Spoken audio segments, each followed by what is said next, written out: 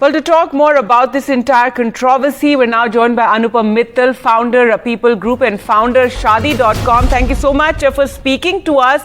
You reacted quite strongly on social media. You called it a dark day. Give us more details of why, of what you're thinking, because many people have reacted quite strongly. And are you reassured now that the minister has said that they have called Google for talks? Well, not really. There's definitely some comfort in the fact that the minister is going to talk to Google, but we would like a seat at that table as well so that we can put the truth out there. I think Google has used a modus operandi globally, and the same thing they're replicating in India, which is really about spreading misinformation, lies, and deceit. And they have a battery of lawyers and policy influencers, very highly paid, who go around influencing governments and spreading wrong narratives. So my fear is that, if they're the only ones at that party, then they're going to give a very different take on what's actually transpired. For example, right, Google keeps on telling media, and you guys need to be challenging them. They keep talking about for 3 years, we've given forewarning to app developers, but they have not complied. That's not true at all. They have not given any forewarning. Who has protected us for 3 years is the Indian institution and the Indian legal system that has stopped Google from implementing a very, very onerous and monopolistic regime of All payment. right, but Mr. Mittal, Supreme Court also has not restrained Google. That's what they're saying again, that they were not restrained. And so legally, they claim they're not in the wrong. That's actually not true. Again, that's a spin, right? They have all these spin doctors working at, wordsmithing what are, manufactured narratives. Supreme Court, all it said is they were not providing interim relief for the time being. But the fact remains that the Supreme Court admitted a petition and they will hear the case. CCI has already heard our petition on non-compliance with the original CCI order, which, make no mistake, is very far-reaching and wide, and which says Google should have no discrimination, right? And no disproportionate charges, right? 1% is what usually people pay for payment gateways. Now Google wants to charge between 15 and 30%. Keep in mind, we are already paying 20 to 50% of our revenue for marketing on the App Store to Google. Another 15 to 30%.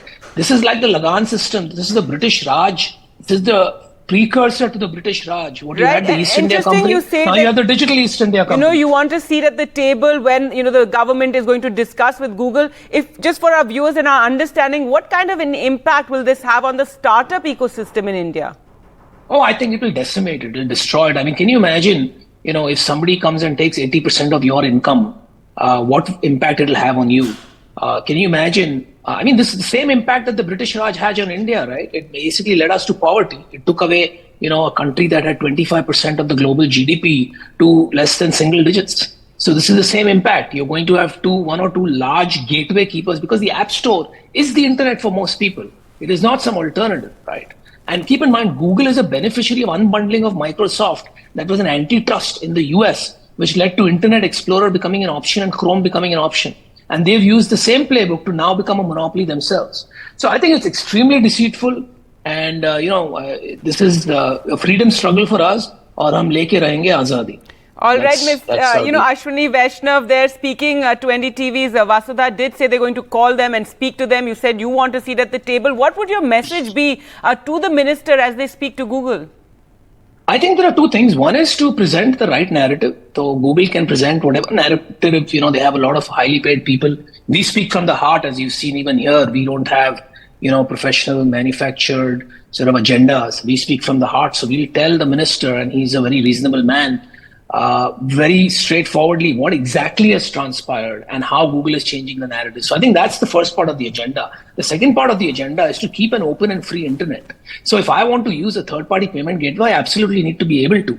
And the third, and so that is immediate relief for us, right? So that we don't have to pay this 15 to 30% because we cannot afford to. And the third point is a longer-term agenda where we need to keep a central repository of every app on Google and Apple, so that anybody in India can put a UX or a front end on it and make it available through any handset. And Google needs to back off from telling handsets that if you don't carry my App Store as the default, I will penalize you. So these type of antitrust things need to come into place so that the ecosystem is enabled to then put an alternative long-term solution in place. But in the immediate term, we need relief from the lagan that Google has imposed. That's the immediate relief, but Google does, have this overwhelming dominance, as you're mentioning, over 97% of India's smartphone market. Very interestingly, Mr. Sanjeev Bhikchandani he's a founder of a technology holding company, and he's also said that and he's proposed the establishment of India's own mobile app store in response to Google's actions. Your comments on that? You said what you need in the short term, but in the long term, is that something that you could all work together on?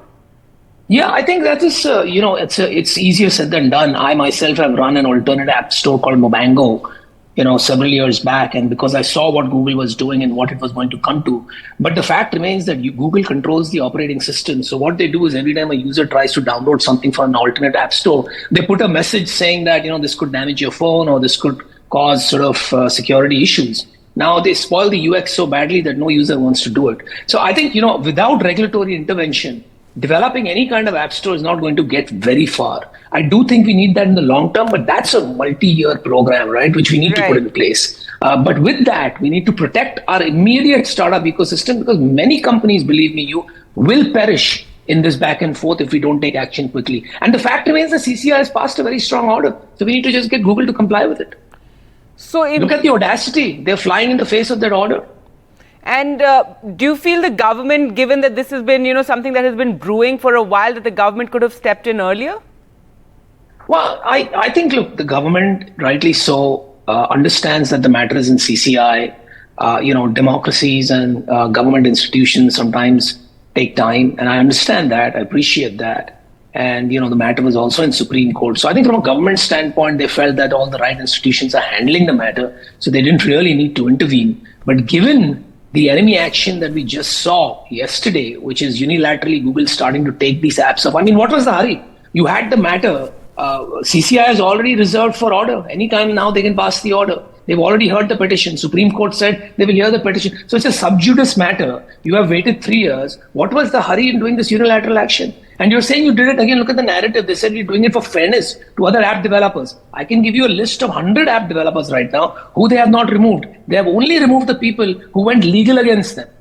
Right? Look at the audacity. Look at the shamelessness. Look at the bullying. Right? It is at a whole different level, and we cannot take it lying down as a government, as a country, and as a people of India. All right, very strong words there. And if you could just tell us, what is the next legal step for the firms whose apps have been dropped? Or is it already, the matter, as you said, is in CCI?